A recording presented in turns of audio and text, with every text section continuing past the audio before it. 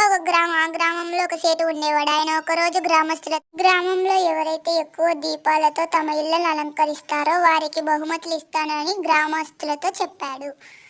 అప్పుడు ఆ సేటు దీపావళి పండగ రోజు ఊరు మొత్తం తిరుగుతాడు. అన్ని ఇల్లులు వెలుగులతో నిండిపోతాయి. అప్పుడు సేటు, ఆహా అద్భుతం, మన ఊరిలో వాళ్ళు చాలా బాగా దీపాలు పెట్టారని ఆనందంగా ఉన్నాడు. సేటు గ్రామంలో ఇంకా కొన్ని ఇల్లులు తిరుగుతాడు. అప్పుడు ఒక అవ్వ ఉండే ఇంట్లో మాత్రం చీకటి ఉంటుంది.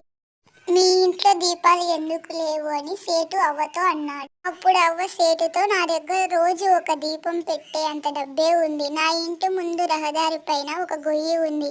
నేను దీపం పెట్టకపోతే రహదారి మీద ప్రయాణించే ప్రయాణికులకు గొయ్యి కనిపించక అందులో పడిపోతారు.